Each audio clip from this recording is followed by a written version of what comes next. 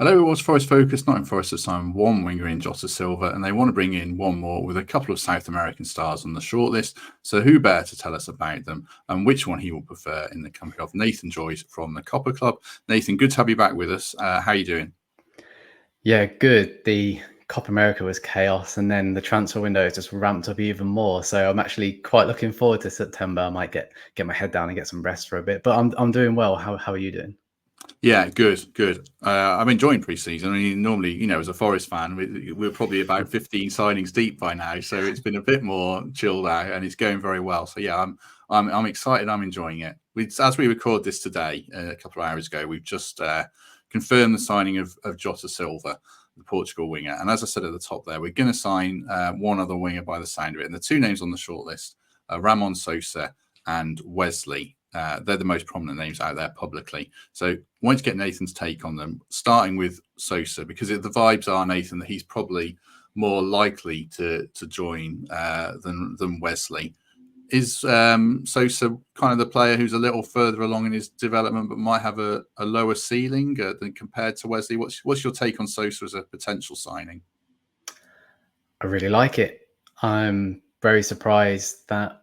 Well, I don't know if I'm surprised about Forest being linked or buying anybody at the moment, but as you said, you touched on there, the pre-season has been really promising, but that's not just been from what's been going on the pitch. I think fans have quite liked what's happened in the friendlies, but also the transfer activity. Now, I don't know too much about Jota, but I've spoken to Jack Collins. He runs Fulham podcast and he's a European expert. And he messaged me yesterday saying, you have to get excited about this. He's obviously very direct. He's quite unpredictable in the final third. And it seems to be quite the theme as to who Forest are targeting. And both Sosa, Wesley and Riquelme, who we'll touch on later, all fit that bracket. So there's a clear plan in place. And I think there's been recognition from other clubs and other fans now, because before it's been Forest have been sporadic. But over the last 2 or 3 windows now, there seems to be a plan in place. And I think Sosa looked 24 as well as Jota. Forest are potentially looking at players who are more established, have proven it, are ready to move across to Europe, potentially who other clubs aren't looking at, which I think gives them a win, gives them a nice angle, especially if you get those players through the door and they take Forest to the next level, which hopefully is the top 12, top 10, and one day Europa Conference. We can all dream of that. But other clubs aren't potentially looking at it because if they're not 21 and under, nobody really wants a sniff. Now, Sosa is, I think I wrote about it before, but he's ready for that move in Europe. He's proven enough in Argentina and at international level with Paraguay that he is the technical player, but active, direct in the final third that Forest want. And I think it's really pleasing to see. I think the main reason why he hasn't left yet is because his club have got a very good poker face. They've been playing hardball with him for a while. Now, Wolves were linked quite heavily earlier on in the window. I think the fee they wanted around was 20 to 25 million. So Wolves stepped away from that. And I think the fee now is between 12 to 15 million, which is far more reasonable. As the window goes on, that fee has become more and more realistic. But they've had to hold on to him because they've lost a couple of players recently and they know how valuable he is. Now, the reason why I bring up Poker Face is because they turned down a bid from the MLS. I think it was Los Angeles in January for around $13 million. So they've been obviously hoping a European club can spend a little bit more. And it looks like this will be the big quote unquote signing from Forest this summer, which first of all, hats off to the club recognizing talent and not going out there spending an awful lot of money all on one player. Seem to be looking to get in at least 2 or 3 wingers who can help Forest progress up the pitch. And if we go back to Sosa, I think that's exactly what profile he is. He's very good at on the ball, dragging his team up the pitch, purely operates in that on that left space, but he's very unpredictable in that. I think people could just think, well, he's just going to turn in and shoot, which he trust me, he loves to do that. He's a very confident player. Sometimes comes off, and when it does, he's built up a brilliant YouTube reel, which I think lots of people are getting excited about. But other times he doesn't, but he has this confidence, but he's so unpredictable as to, does he want to move down the left and chip it in? Is he happy to cut inside and shoot, or looking for runners? And straight away, when the link came about, it was really pleasing for me because what Forest have potentially tried to do over, especially the last season, is get players like Danilo or Morgan Gibbs-White making those runs into the box rather than just because our crosses potentially haven't been that great. And when we've broke away on the counter, it's been 2 or 3 players, and Forest have become, don't get me wrong, they've been good at counter-attacks, but almost at times a little bit predictable. Now, Forest have then bringing in 3-4 players who can all work at once, whether it's Jota on one wing, Sosa on the other, Gibbs-White in the middle. All of a sudden, Forest become a bit more unpredictable in that final third. And I think that only bodes well for home performances, but also on the road as well. So there's lots to like about Sosa's profile. Really technical player, can score, can assist. What isn't ever included in his YouTube compilations is how many he can miss at times, can be a little bit overconfident. He underperformed his XG across 2023, but still had an incredible season, 8 goals, 6 assists, and he's carried that on this year as well when he has played. So it looks like a really good fit. The reason why I never thought it was going to happen is because Tellers were outpricing teams left, right, and centre. Chelsea didn't entertain it. Wolves got a step closer, but the price tag was too high from earlier on in the window when they wanted more money. But Forest, again, have identified a target which will suit them, and a player, because he's 24, soon to be 25, if Forest have success and start climbing up the table, we're more likely to stay at the club rather than if Forest bring in, say, an 18, 19-year-old, has a burst out season, and then all of a sudden loads of clubs are jumping onto him. Nowadays, so many clubs don't want a player who's over the age of 21. So I think it makes really good sense. And look, if he comes to Forest, has a good season alongside Alanga and Hudson-Odoi, who I feel like can all work well together. If one of them leaves, it's not panic stations and it's not starting again, because you've still got 2 quality players who have experience. And I think that's really important. We get very swept up in the market to be like, we need to sign these young players and bed them in. But Sosa has proven he's ready to have a shot in Europe and the Premier League.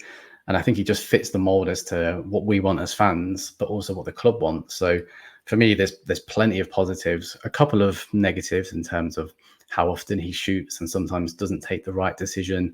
But that's what he's there for, right? He's there to be unpredictable in the final third and cause a bit of chaos.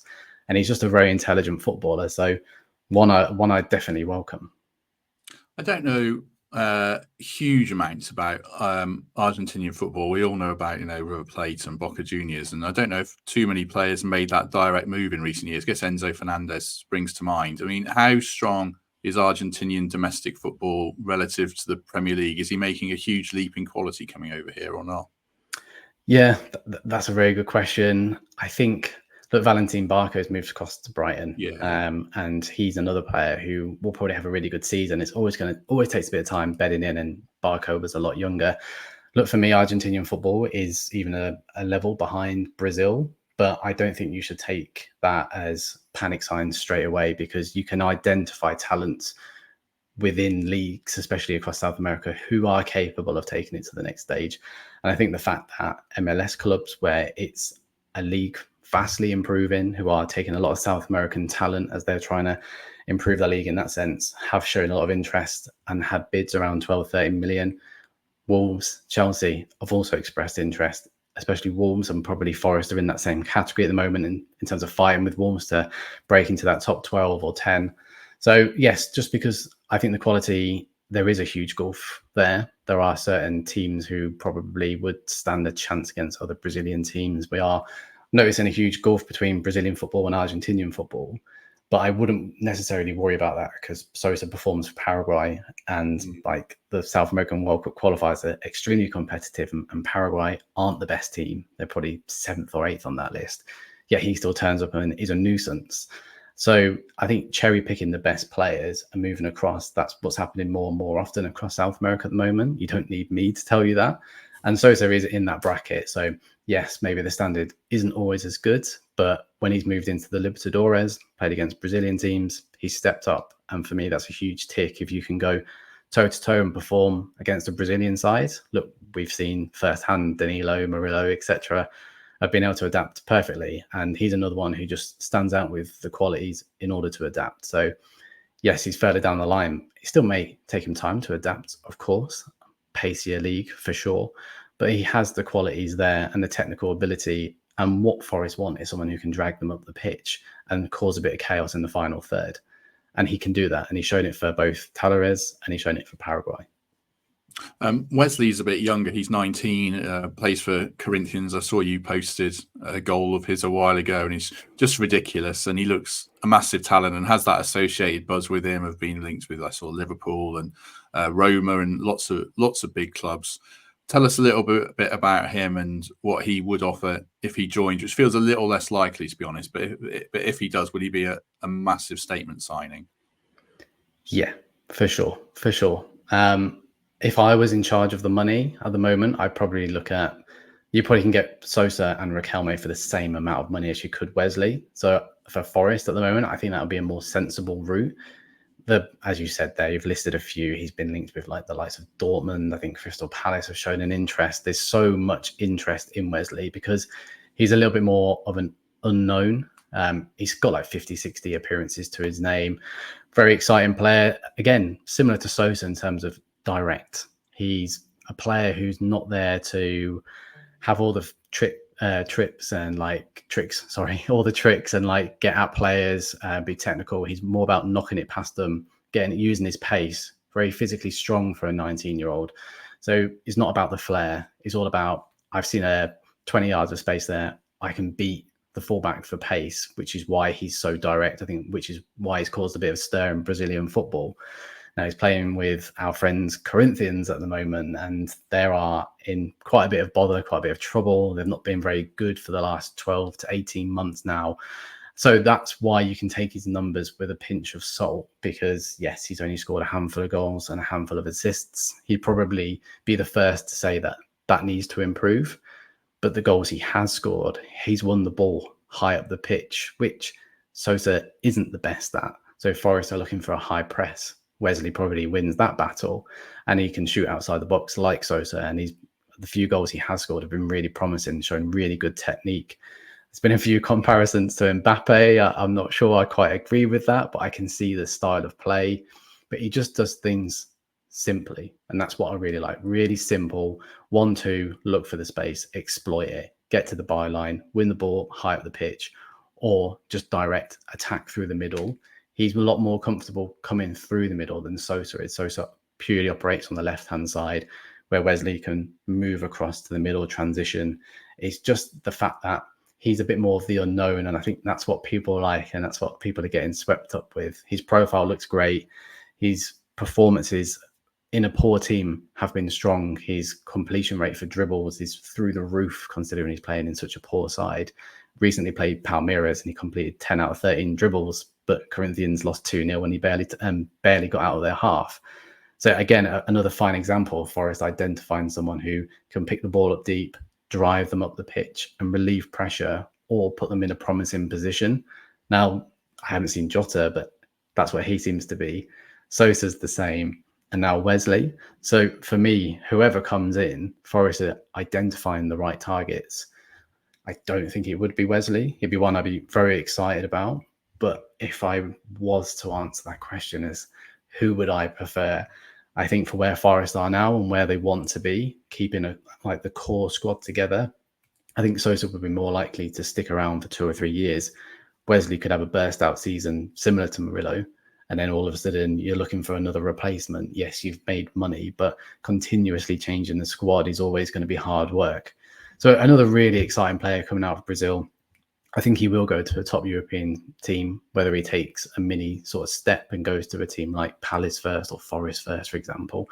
I think his ceiling is high, but Forest at the moment, Sosa seems to be in the right place and mentally ready to move across, where Wesley has this ridiculous amount of choice. It's going to be really interesting to see where he goes. You mentioned Palus there. I'm trying to think of comparisons that we can relate to. Did they sign Franca, the young winger direct from South America? And I guess the question there would be, do you need a kind of an associated patience with it? Because I think he struggled a bit last season. I don't know why, because I don't watch Palus much, but you do need a bit of patience around these young players.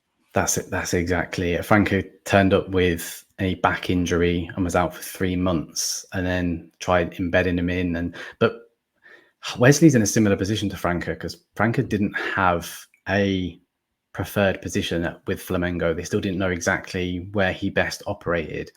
And although Wesley's played most of his games on the left wing, I still think he can operate really well on either flank, or especially down the middle.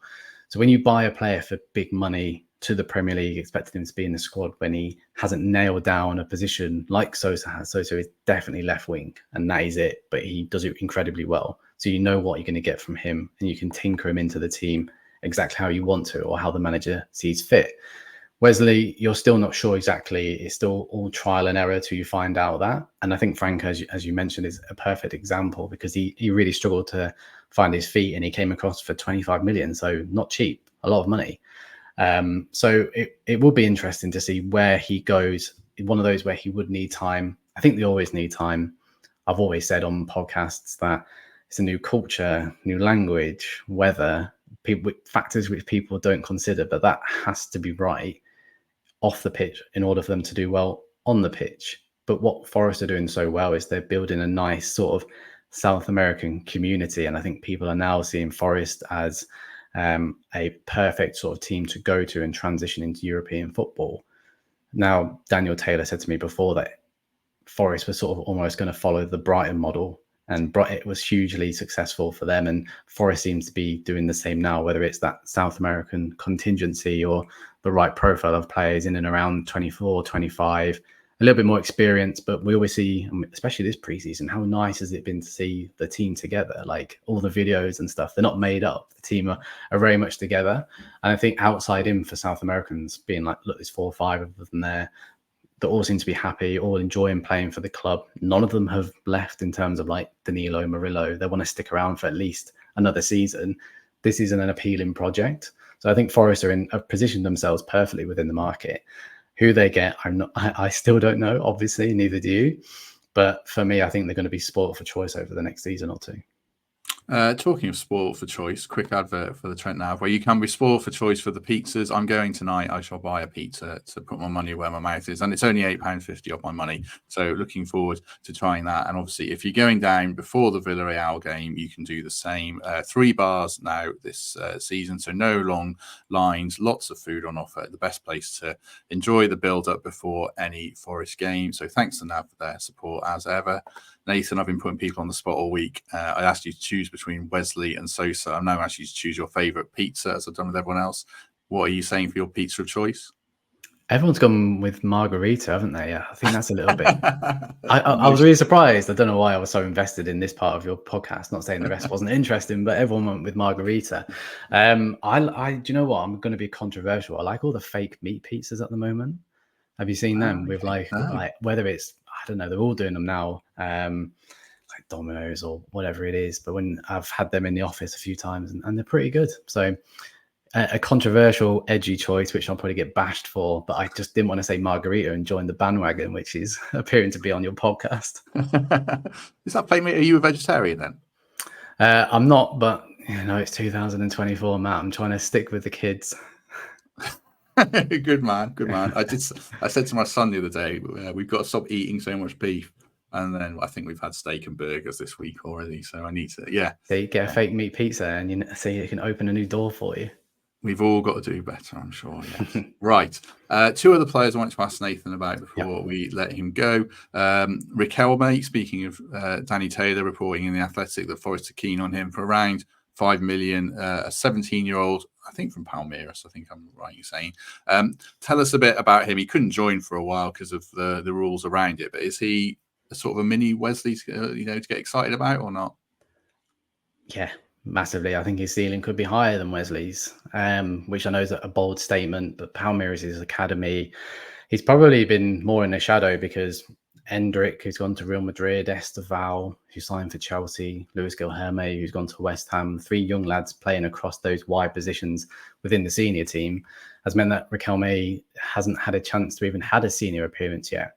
But over the last 12 months, he's been bumped up to the under-20s, and he's just scored week after week after week. And he's impressed for Brazilian under-20s. He's impressed for Palmeiras this season. Palmeiras under-20s, the top of the league. I think they scored 40 goals, and Riquelme's responsible for at least 25% of those. And what I like about him, I feel like I'm repeating myself, but Forest have identified another player who's can be physically ready. Okay, yeah, he's still young, but he looks quite strong. He's another player who's very direct, skillful, wants to run at fullbacks, which I think is really refreshing. It's almost been knocked out of the modern game, but Forest continue to want that, which I think is great. Can play left wing, right wing, attacking mid, striker. He's still so versatile. Wherever he goes, or wherever he's positioned, he scores. The only criticism is that I think he's allergic to his left foot. He hasn't really wanted to use it, but he's so good on his right, then maybe he doesn't need to. We've seen players build careers off that. Iron Robin comes to mind randomly. But yeah, perfectly poised to run down the channels, pull balls back. I think even when Palmeiras have struggled in 1 or 2 games this season, it's Riquelme who stepped up, scored headers from crosses.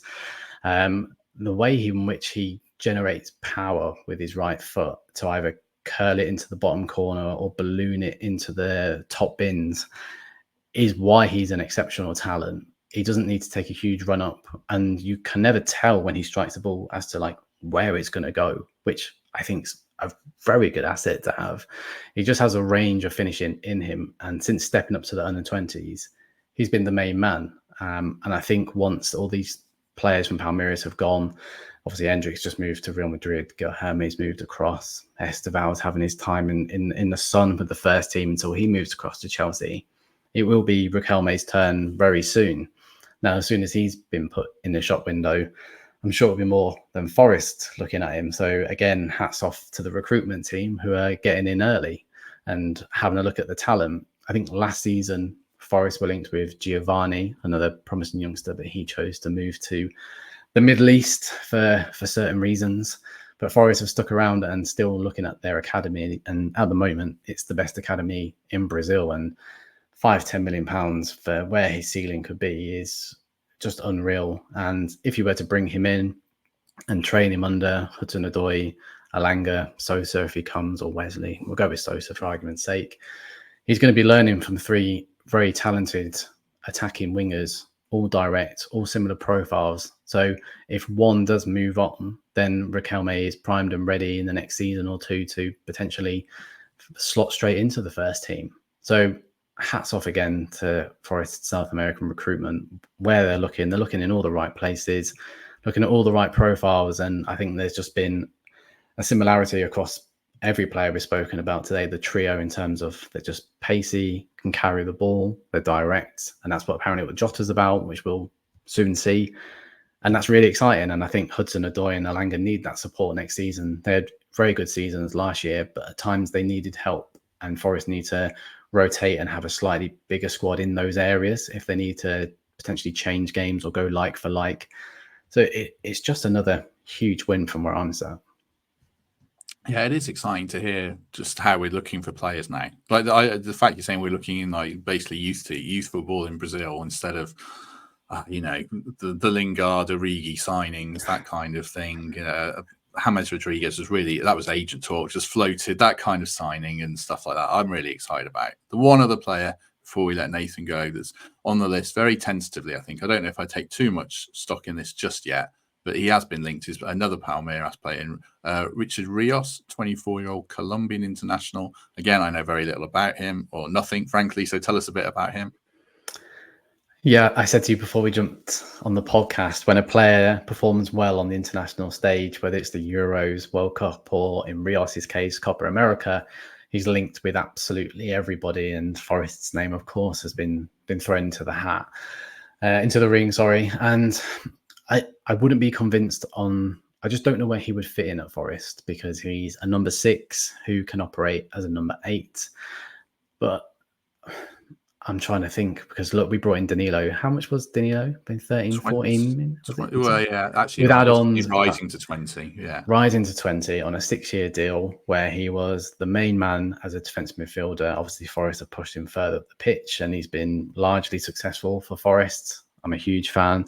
where Richard Rios couldn't get in ahead of Danilo. And since Danilo's left, he's still been a squad player in and out of the team. Yes, the Brazilian calendar, they play every 3 or 4 days. So there's always going to be rotations. And he's very good in a number 8 role and bringing the ball forward. Out of all the defensive midfielders at Copa America, his successful dribbling rate was through the roof by about 20% higher than everyone else's. So carrying the ball up the pitch is not a problem. However, his ground duels and winning the ball back, which is a number 6 first and foremost, well, the number 1 job for them, was the lowest out of all the major teams at Copa America. So he needs to play alongside somebody. Otherwise, in the Premier League, he would get found out. Don't get me wrong. I think he's a good player. I think he would come in and be a good squad player for someone like Crystal Palace or West Ham, in and around those sort of clubs at the moment, who are actively looking to bulk out their squad. Now, if you talk to any Forest fan at the moment, they have a different opinion on who those defensive 2 midfielders or who should sit in the middle should be, because we're almost spoiled for choice. So if you're going to spend, I think the rumoured fees anywhere between 15 to 25 million pounds, someone who's nowhere near as good as Danilo, and a position we don't potentially need with Jota coming in, Anderson from Newcastle, I just don't think there would be a need for him. So it's very easy to get swept up in how a player performs in a tournament. I do like his profile. He comes from a futsal background, and you can see that within his game. Very good in tight spaces, but he needs to play alongside someone who is more experienced, where we didn't need that when Danilo first came in. He slotted in just fine. And yes, he's had moments and people are indifferent about his best position, but he did slot into Premier League football reasonably or well from the very beginning. But Rios, I think people are just getting too carried away with those 4 weeks for Colombia at Copa America. So interesting to see where he goes. But again, Forest signing Danilo for 15 million. And then if Rios goes to another club in the Premier League for 20, 25 million, Forest have once again done the better deal. And that 5-10 million could be used to sign Riquelme. So once again, it's really pleasant, isn't it, to talk about Forest actively doing so well in the market. And all the links have been great. But this one, I'm a little bit hesitant about. Just before we let you go, then put your Forest fan hat on more, but still with the South American slant, because you mentioned a couple of things there. Who starts in midfield for you then? Because as you say, it's the most contested area. If you're picking a 2 or a 3 to start there. Oh, that's so tough, isn't it? I guess really it's horses for courses in different games, but it's Bournemouth at home for the first game. I think, look, I've not seen too much of Forest in pre-season, which may surprise people, but I've been rather busy with other South American stuff. I know there's been a lot of people impressed with Anderson, so I'm keen to see more of him.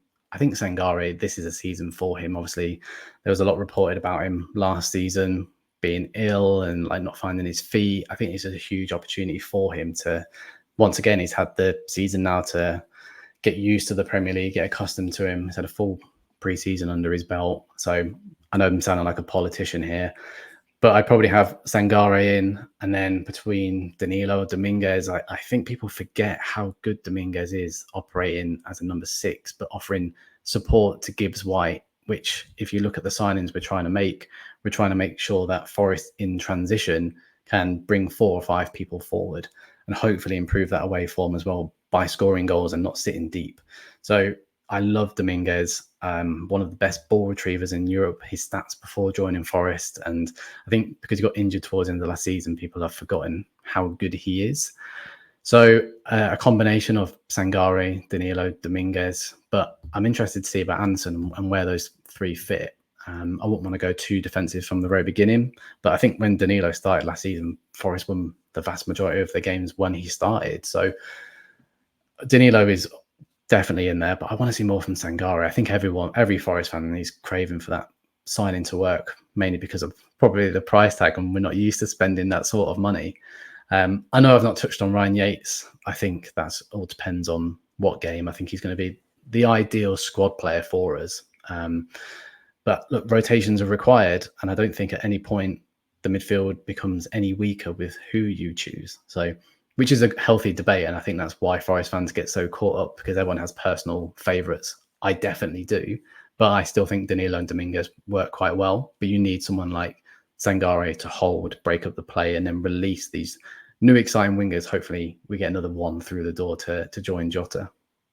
Yeah, I agree with a lot of what you're saying. Sangare's been really good in pre-season. I think Dominguez is a really interesting one because like you said, he wasn't fit at the end of last season. I don't think we realised that as fans until it was actually announced that he needed surgery. Like you said, you haven't seen him pre-season, but the game against Millwall, he's covering so much ground. He's playing on the right. He's playing inside.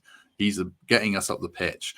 And he's really, I'd love to see us shoehorn him in somehow in certain games. It's where you fit Elanga, where you fit Gibbs White, but it's all good choices, certainly, I would say. And then the other one is the goalkeeping situation, again, with the South Americans, like with Miguel. What do you make of the rumours of bringing in Ramsdale or Sam Johnston, having already got Sells and signed Miguel? Caught me off guard. When we spoke, you said, is Miguel coming in to be a number 2? And obviously, I don't think any goalkeeper wants to come in and be a number 2. And Sells obviously wasn't the first choice on that extensive list back in January.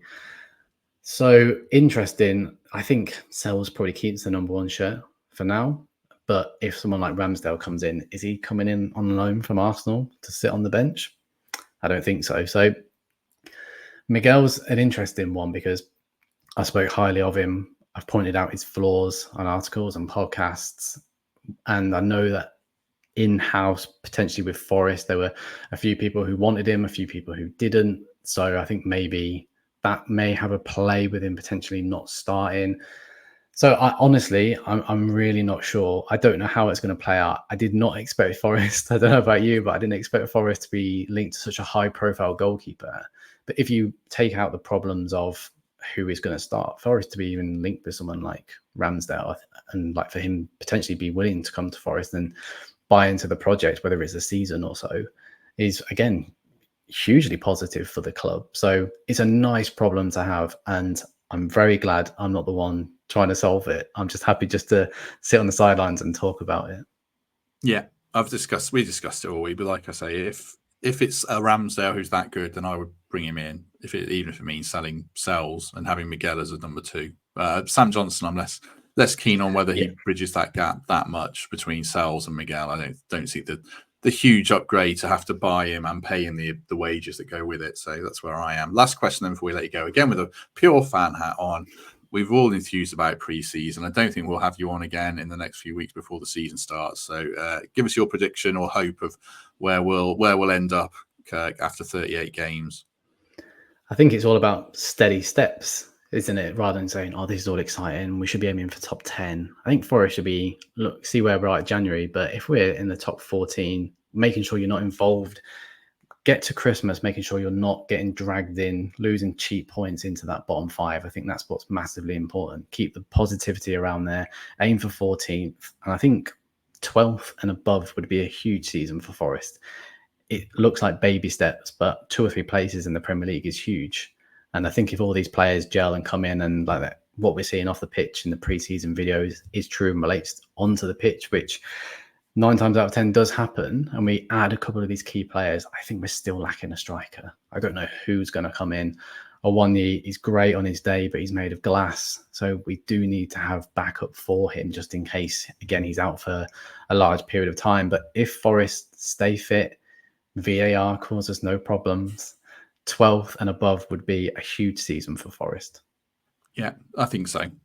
Because the thing that we always forget, and we discussed it a bit the other day, is what the other teams are doing around us. And some have done good business, some have not done much business. I think, interestingly, other teams have lost big players like Onana and like Polina and Elise, and we haven't. So that gives me some hope and around the underlying numbers as well. So, yeah, agree with what Nathan said very much there. Do us a favor if you haven't already and you have enjoyed this, just hit like on this video. That'd be great. Do consider subscribing and becoming a channel member, and give us a lovely review on iTunes. Where can people where can people find you if they want to hear more from you, Nathan? Most active across Twitter, as most people probably are, but at Nathan Joys 1, or do follow at the Copa Club, where if I don't pick up an article, one of my trusted team members definitely will. And when you've got a magazine out now, have you? That's very up to date. Yes, issue 5 has finally been done and dusted. So I'm going to put my feet up for a few days after a few months of chaos with that. So yeah, very much a split article, half Copa America. So I think most people were focused on the Euros. So if anyone wants to catch up as to what happened there, both on and off the pitch, but then a dedicated half the magazine to player profiles, focusing on key players who've moved across from South America, and yeah, a couple of exclusive interviews in there. So yeah, please do support the brand if you like South American football at all. And if you're listening to this and you've made it this far, I'm sure you do go and check out that magazine. That'd be massively appreciated. Excellent. Right. We shall be back tomorrow, straight after the Villarreal game. And then Monday, no live podcast because I'm away for a couple of days, last rest before the season starts. That'll be with Dan's story. And then probably back on Wednesday or Thursday, looking ahead to, actually Thursday, I think we play Olympiacos, don't we? So yeah, we'll be full steam ahead then. But in the meantime, thanks very much to Nathan. If we don't see you tomorrow, then we shall hopefully see you soon.